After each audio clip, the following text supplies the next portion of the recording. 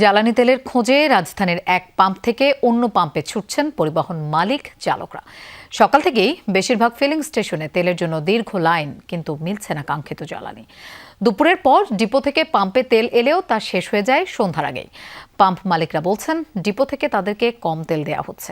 রাজধানীর বিভিন্ন পাম্প ঘুরে দেখা যায় ফিলিং স্টেশন কর্তৃপক্ষ নিজেদের মতো রেশনিং করে তেল দিচ্ছে। সিলন টি রপ্তানিতে শীর্ষে।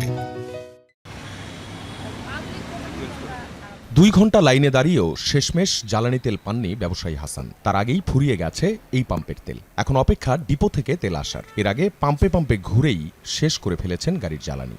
এই পরিমাণ তেল ছিল হবে না। গতকালকে একবার 10 লিটার তেল নেওয়ার জন্য 10 লিটার তেল নষ্ট হচ্ছে। আবার লাইনে দাঁড়ানো অনেকের বেলায় ঘটেছে এমন। সৌরভ পাম্পে গেছি, খালেক পাম্পে গেছি, এসপিতে গেছি, ওখান থেকে ইউটার্ন নিয়ে আবার এখানে আসছি। 11টা পাম্পে গেছি, গাজীপুর চৌরাস্তা থেকে শুরু করে ব্রিজের সরণির ওই মাথা মতো সিরিয়াল। তো ওইখান থেকে মনে করেন যে গাড়িটা স্টার্ট করতে গেলে 150 গ্রাম করে তেল একবারে জায়গা। সকাল থেকে কেউ কেউ এতটাই বিপাকে যে পরের কয়েকদিন কি করবেন বুঝে উঠতে পারছেন না। আমার গাড়িতে একটু তেলও নেই, যে ধাক্কায় নেব আমার আর পায়ে সমস্যা। গভর্নমেন্ট বলতেছে যে প্যানিক হওয়ার জন্য না, আমরা প্যানিক না হয়ে সকালে আসছি, কিন্তু দেখেন অবস্থা প্যানিক হওয়ার মতোই তো অবস্থা। যাদের তেল প্রয়োজন তারা তো আসছে, প্লাস যাদের ধরেন আপাতত এখন দরকার নেই তারাও আসতেছে। জ্বালানি তেলের অপেক্ষায় লাইনে যখন শত শত যানবাহন, তখন পাম্প সংশ্লিষ্টরাও অপেক্ষায় কখন ডিপো থেকে আসবে তেলবাহী ট্রাক। 45 থেকে 50 হাজার তেল লাগে, তো সেখানে আমার 18,000 তেল আমার আজকে উঠাইতে পারবো। তো বাদবাকি এটা শেষ হওয়ার পরে বাদবাকি তোমার পাম্প বন্ধই রাখতে হবে।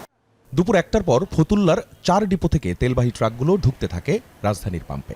অবসান ঘটে দীর্ঘ প্রতীক্ষার। সবাই চান ফুল ট্যাঙ্ক তেল, কিন্তু এক এক পাম্পে এক এক রকম রেশনিং। 500 টাকা করে দিতেছে বস। 500 টাকা করে দিতেছেন, এর চেয়ে বেশি দিচ্ছেন না? না, এর থেকে বেশি দেওয়া হচ্ছে না। ডেইলি তাহলে এইভাবে দিবেন?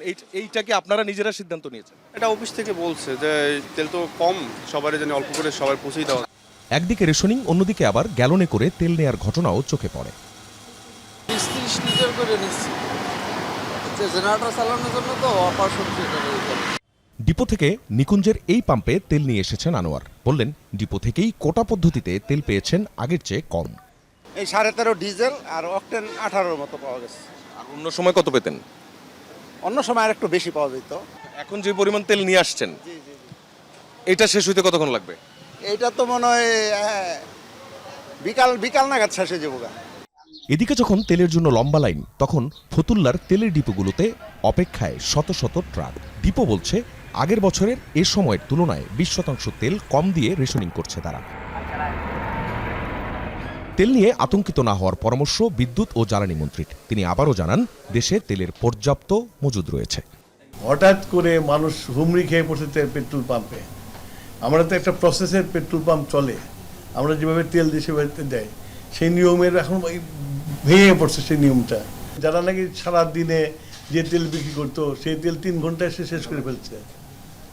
তো ন্যাচারাল তেল শেষ হয়ে যাবে। তো তেলের জন্য লাইনে থাকা অনেক চালক অবশ্য বলছেন, তারা অতিরিক্ত নিচ্ছেন না, উল্টো যতটুকু দরকার ততটাই পাচ্ছেন না। না, চাহিদা মতো পাচ্ছি না ভাইয়া, একটু বলেন আমাদের বাড়ায় দিতে। বারবার আসা তো খুব বাজে অবস্থা। আখলাকুস সাফা, যমুনা নিউজ, ঢাকা।